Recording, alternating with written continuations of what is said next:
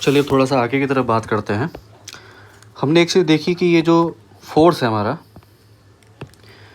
Magnetic force, ये कुछ इस तरह से होता है, F is equal to q v cross B, जो कि यहाँ पर इसकी वेक्टर फॉर्म है।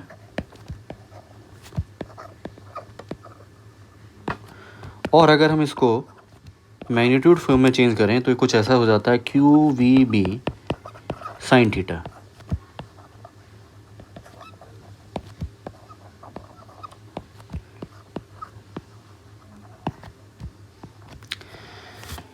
अब v क्रॉस बी अपने आप में एक ऐसी क्वांटिटी है जो कि वेक्टर है, जिसके पास डायरेक्शन होती है, और जिसकी वजह से फोर्स भी एक डायरेक्टिव क्वांटिटी है, यानी वेक्टर क्वांटिटी है। और हमने देखा पिछले वाले वीडियो में कि थीटा वेलोसिटी की डायरेक्शन और मैग्नेटिक फील्ड की डायरेक्शन के बीच में बनने वाला एंगल है। और सवाल उठता है कि इस फोर्स की डायरेक्शन हमको पता कैसे लगाए। तो इसके लिए हम एक रूल का इस्तेमाल करते हैं जो कि है राइट हैंड रूल। जैसा कि आप इस फिगर में देख रहे होंगे कि आप अपना एक राइट हैंड लेते हैं और राइट हैंड को स्ट्रेच करते हैं, और राइट हैंड को आपको इस तरह से स्ट्रेच करना है कि आपका थंब और आपकी सारी की सारी फिंगर एक दूसरे से परपेंडिकुलर होनी चाहिए। अब अगर आपकी सारी के सारी फिंगर्स मैग्नेटिक फील्ड की डायरेक्शन को रिप्रेजेंट करें, को रिप्रेजेंट करे थंब, तो आपके चार्ज पार्टिकल पर लगने वाला जो फोर्स होगा उसकी डायरेक्शन होगी आपके पाम की डायरेक्शन में। कहीं कहीं पर हम इसको फ्लेमिंग्स लेफ्ट हैंड रूल से भी लगा सकते हैं, निकाल सकते हैं, लेकिन फ्लेमिंग्स लेफ्ट हैंड रूल के कंपैरिजन में राइट हैंड रूल को इस्तेमाल करना ज़्यादा आसान है। और एक ही हाथ से हम इस चैप्टर के क्वेश्चंस और इलेक्ट्रोमैग्नेटिक इंडक्शन से रिलेटेड क्वेश्चंस भी आसानी से कर सकते हैं और डायरेक्शन पता लगा सकते हैं। F is equal to q v cross B से आपको ये भी पता लग रहा होगा कि ये जो v क्रॉस बी है ये वेक्टर क्वांटिटी है, और ये वेक्टर्स के सारे के सारे रूल्स, यानी कि क्रॉस प्रोडक्ट के सारे रूल्स को फॉलो करता है। इसका मतलब ये हुआ कि हमारा वेलोसिटी और मैग्नेटिक फील्ड एक ही प्लेन में लाई करेंगे। जैसे कि दो वेक्टर क्वांटिटीज़ में वो दोनों की दोनों अगर एक प्लेन में लाई करती हैं और हम उनका क्रॉस प्रोडक्ट लेते हैं, तो उनके क्रॉस प्रोडक्ट की वजह से जो रिजल्टेंट क्वांटिटी निकल करके आती है उसकी डायरेक्शन उस प्लेन की डायरेक्शन से परपेंडिकुलर होती है। ठीक उसी तरह से हमारी वेलोसिटी और मैग्नेटिक फील्ड उस प्लेन में लाई करते हैं जिस प्लेन में हमारा हाथ लाई करता है, लेकिन फोर्स की डायरेक्शन पाम की डायरेक्शन में है, जो कि इस प्लेन के परपेंडिकुलर डायरेक्शन में है। अब कुछ इस तरह के क्वेश्चंस आएंगे कि जहाँ पर आपको वेलोसिटी दे रखी होगी, मैग्नेटिक फील्ड दे रखा होगा, थीटा दे रखा होगा, चार्ज पार्टिकल का मैग्नीट्यूड दे रखा होगा। आप आसानी से मैग्नीट्यूड फॉर्म में रख करके निकाल सकते हैं। लेकिन तब क्या हो कि जब वेलोसिटी और मैग्नेटिक फील्ड स्केलर ना दे करके वेक्टर फॉर्म में दे रखी हो। सपोज करिए एक चार्ज पार्टिकल है जिसकी वेलोसिटी कुछ इस तरह से दी जाती है 1i cap 2j cap 3k cap, and magnetic field है 2i cap -4j cap -6k cap Gauss. ऐसे केसेस में आपको वेलोसिटी और मैग्नेटिक फील्ड की वेक्टर फॉर्म का क्रॉस प्रोडक्ट करना होगा, और क्रॉस प्रोडक्ट करने के बाद आप फोर्स के एक्सप्रेशन को पता लगा सकते हैं। चलिए एक क्वेश्चन हम करते हैं।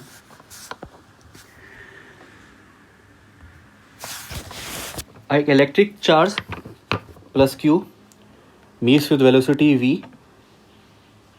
3i cap plus 4j cap plus k cap in an electromagnetic field given by E is equal to 3i cap plus j cap plus 2k cap and b 1i cap plus j cap minus 3k cap the y component of the force experience by plus q is, first option 11Q, second option 5Q, C option 3Q, D option 2Q। इस question में हमारे पास electric field और magnetic field दोनों एक साथ लगे हुए हैं। जब इलेक्ट्रिक फील्ड और मैग्नेटिक फील्ड एक साथ लगे हों, मेरी बात ध्यान से सुनिएगा, मैं एक इम्पॉर्टेंट टर्म्स के बारे में बात करने जा रहा हूँ। जब एक जगह पर इलेक्ट्रिक फील्ड और मैग्नेटिक फील्ड दोनों एक साथ लगे हों तो उस केस में चार्ज पार्टिकल पर दोनों ही फोर्स लगेंगे, यानी कि उस पर इलेक्ट्रिक फोर्स भी लगेगा और उस पर मैग्नेटिक फोर्स भी लगेगा। इलेक्ट्रिक फोर्स और मैग्नेटिक फोर्स के नेट को हम बोलते हैं Lorentz force. F is equal to q E plus q v cross B. आप यहाँ पे देख रहे होंगे कि मैंने जो लॉरेंस फोर्स लॉ दिखाया है आपको पिक्चर में, ये दो फोर्सेस से मिलकर के बना है, जहाँ पे पहला फोर्स है इलेक्ट्रिक फोर्स और दूसरा फोर्स है मैग्नेटिक फोर्स। यानी कि अगर किसी जगह पर दोनों ही फील्ड साइमल्टेनियसली प्रेजेंट हो तो उस जगह पर हम उन दोनों फोर्सेस का नेट सम निकालते हैं और इस नेट सम को बोलते हैं लॉरेंस फोर्स। कई बार बोर्ड एग्जामिनेशन में लॉरेंस फोर्स के बारे में डिफाइन करने को आ जाता है और आप देख रहे होंगे कि जो इलेक्ट्रिक फोर्स है वो इलेक्ट्रिक फील्ड की डायरेक्शन में होगा, लेकिन जो मैग्नेटिक फोर्स है वो राइट हैंड रूल पर डिपेंड करेगा। अब जो हमारा करंट वाला जो क्वेश्चन है उसमें हमारे पास इलेक्ट्रिक फील्ड भी दे रखा है, हमारे पास मैग्नेटिक फील्ड भी दे रखा है, हमारे पास वेलोसिटी भी दे रखी है और हमको फोर्स का वाई कंपोनेंट निकालना है। इसका मतलब ये है कि हमको दोनों चीज़ों को निकालना पड़ेगा, हमको इलेक्ट्रिक फोर्स भी निकालना पड़ेगा और हमको मैग्नेटिक फोर्स भी निकालना पड़ेगा। तो जब हम देखते हैं कि हमारे पास जो इलेक्ट्रिक फील्ड है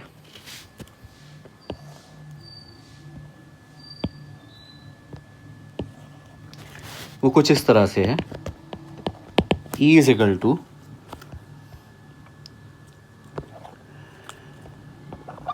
three i cap plus j cap plus 2K cap. लेकिन हमारे पास जो मैग्नेटिक फील्ड है वो कुछ इस तरह से है, 1 cap 1J cap minus 3K cap. हमारे पास जो वेलोसिटी है वो कुछ इस तरह से है, 3I cap plus 4J cap plus K cap. तो जब हम इलेक्ट्रिक फोर्स निकालते हैं तो वो QE के बराबर आता है। मैं उसको कुछ इस तरह से लिख देता हूँ। मैं माफ़ी चाहता हूँ कि थोड़ा सा राइटिंग की प्रॉब्लम हो रही है क्योंकि मेरा एक्सपीरियंस पहली बार है आईपैड पर इस तरह से लिखने का।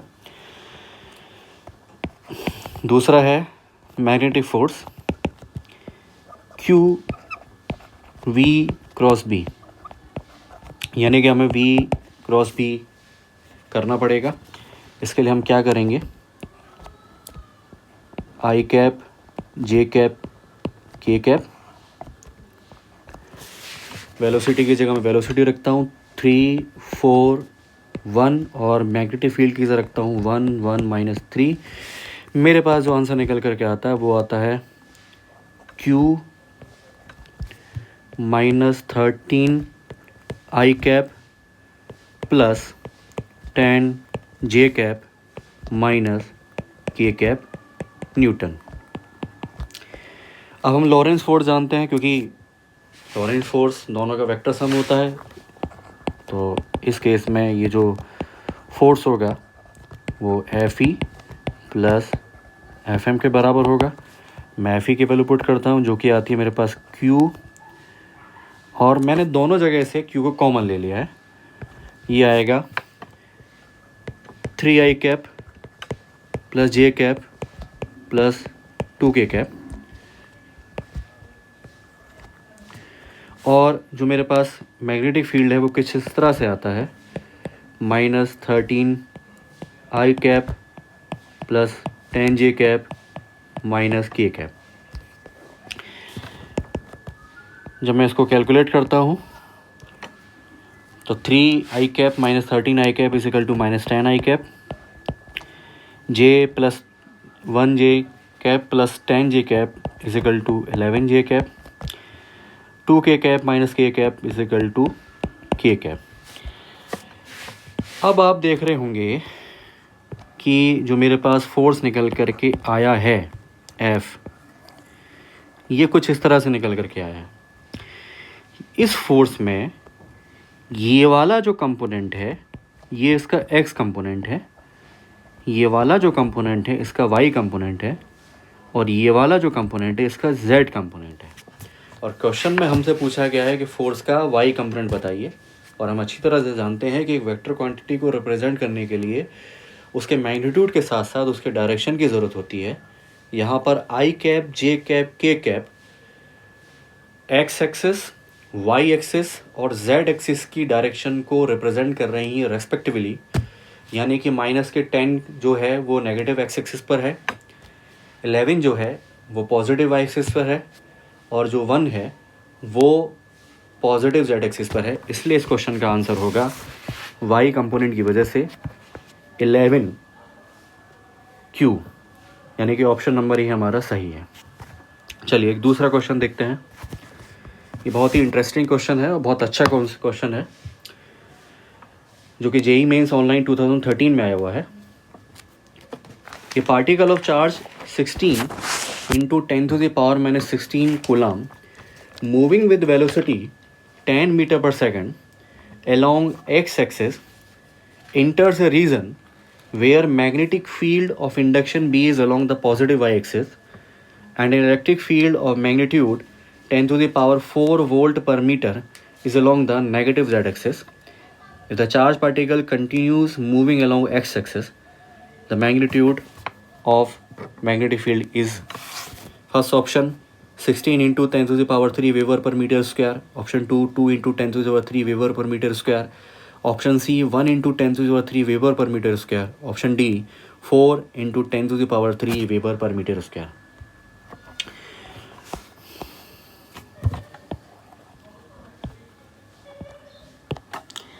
जैसा कि क्वेश्चन में आप देख रहे हैं, मैं पहले एक 3 डायमेंशनल कोऑर्डिनेट सिस्टम को ड्रॉ करता हूँ।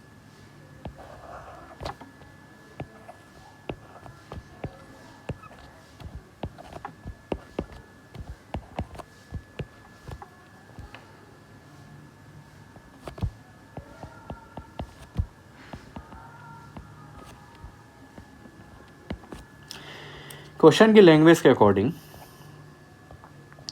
हमारे पास एक चार्ज पार्टिकल है जिसका मैग्नीट्यूड है 16 इंटू 10⁻16 कूलम, और ये 10 मीटर पर सेकेंड की वेलोसिटी से एक्स एक्सिस की तरफ बढ़ता है। यानी कि ये चार्ज पार्टिकल कुछ इस तरह से आगे की तरफ जा रहा है।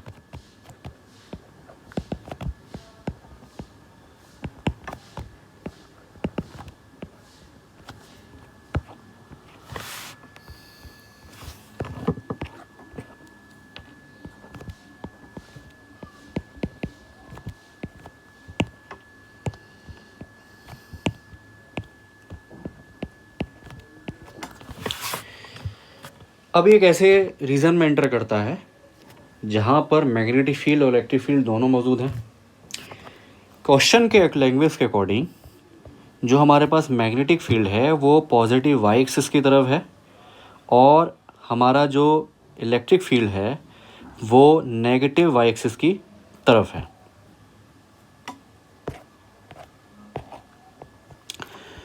तो हमारा जो मैग्नेटिक फील्ड होगा वो कुछ इस तरह से लगा होगा पॉजिटिव वाई एक्सिस की तरफ, और जो हमारा इलेक्ट्रिक फील्ड होगा वो लगा होगा नेगेटिव जेड एक्सिस की तरफ, जिसकी वैल्यू है 10⁻⁻4 वोल्ट पर metre.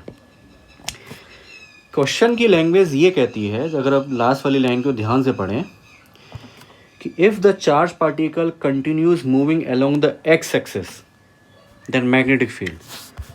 Charge particle x axis की तरफ आ रहा था। मेरी बात ध्यान से सुनिएगा इसको, यहाँ से बहुत इंपॉर्टेंट डिस्कशन है। चार्ज पार्टिकल एक्स एक्सिस के लॉन्ग आ रहा था।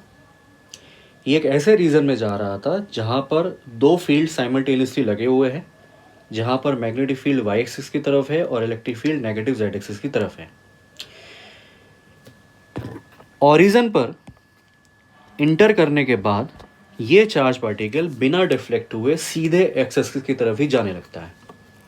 लेकिन हम तो ये बात जानते हैं कि अगर इलेक्ट्रिक फील्ड लगा हुआ है और मैग्नेटिक फील्ड लगा हुआ है तो एक फोर्स लगेगा।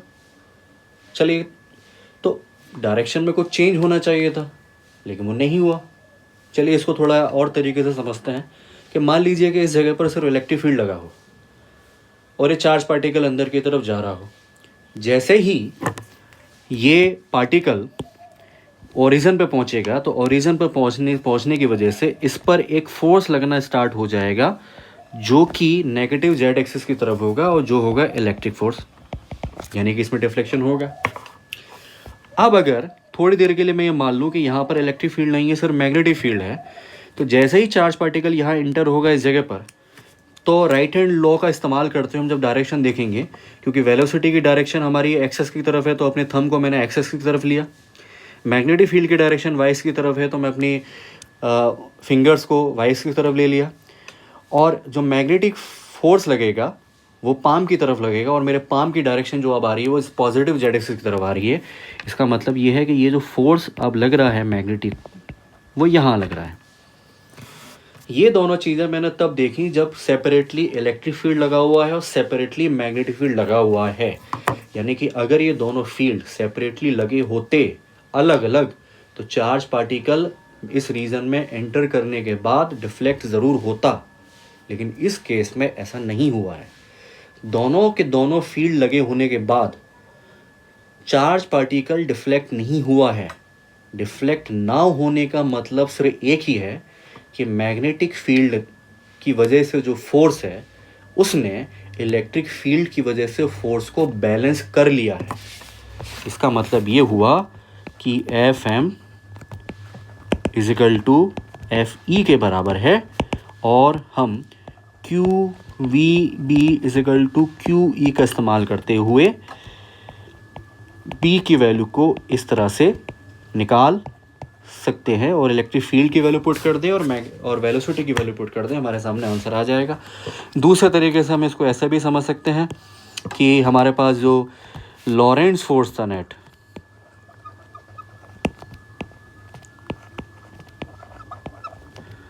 वो ज़ीरो हो गया।